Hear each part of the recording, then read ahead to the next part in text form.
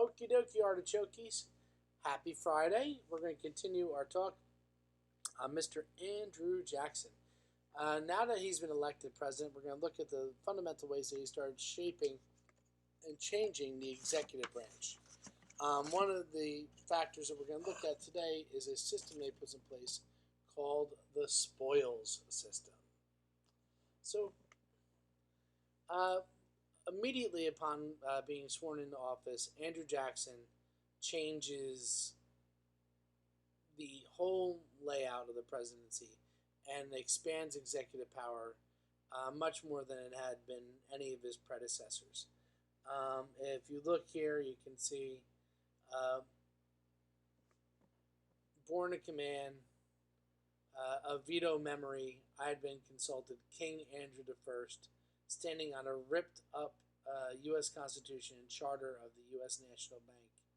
Um, if you're showing a president as a king, not necessarily always a great thing. This is definitely a cartoon made by one of the president's detractors.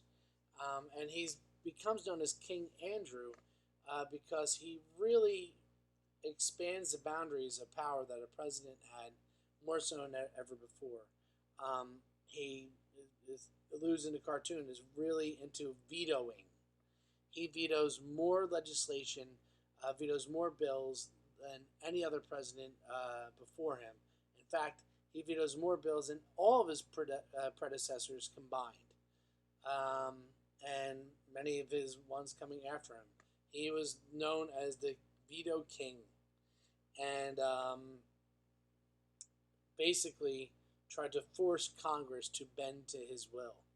Um, he also, as president, oftentimes going to say, well, the judicial branch ruled against me and said my actions are unconstitutional, but I don't care. I'm still going to do that.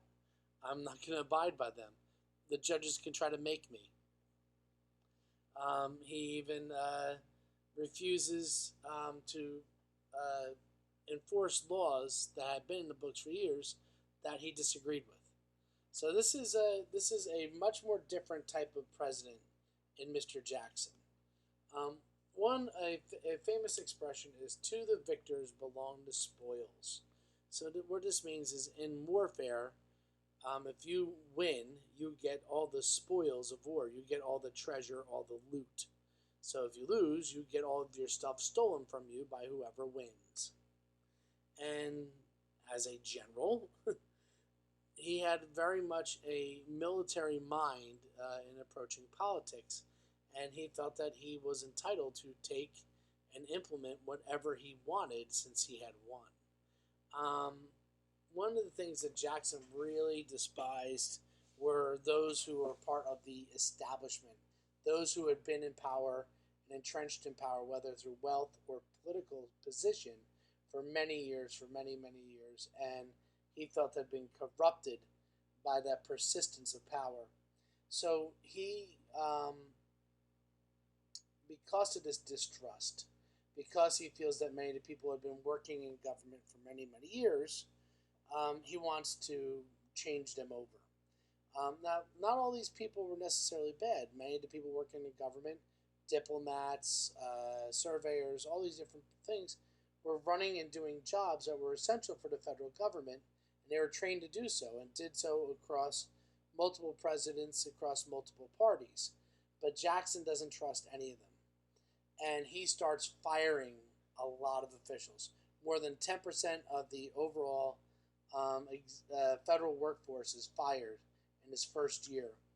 Now, who does he put in his place? Well, to the victor go the spoils. And he replaces a lot of these officials with his friends, with people who had supported him, who had given him campaign money during the war, who really helped him get elected. So now, hey, you help me get elected, you get a job, you get money, you get power. Isn't that cool? And a lot of people, as you can see here, saw this as corrupt. Here you see the president, Jackson, not riding on a horse, but riding on a hog, fat, with dollar signs all over it. To the victors go the spoils. So this spoils system, where he puts in place his friends and those who gave him money and support. He gives them all the government jobs. Eventually, we're going to see there's some pretty essential government jobs that are really important that they're run right. And if you don't put people in those positions who know what they're doing, then the government is going to run things poorly. And a lot of these things will definitely come into roost later in Mr. Jackson's presidency, but especially after Mr. Jackson's presidency, where the economy and a number of things will collapse because of a lot of things that Jackson does. And this is one of those precedents that Jackson is going to set that's going to last for a long time. Each subsequent president will fire out a bunch of people and put in their place people who supported their campaign. Basically, hey, you support my campaign, I'll give you a great job if I get elected.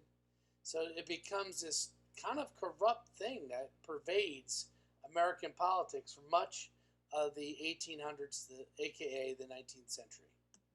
So, my question for you is, should the president be able to fire anyone he or she wants and replace them with anybody that they want, even if the person is not necessarily qualified for that job?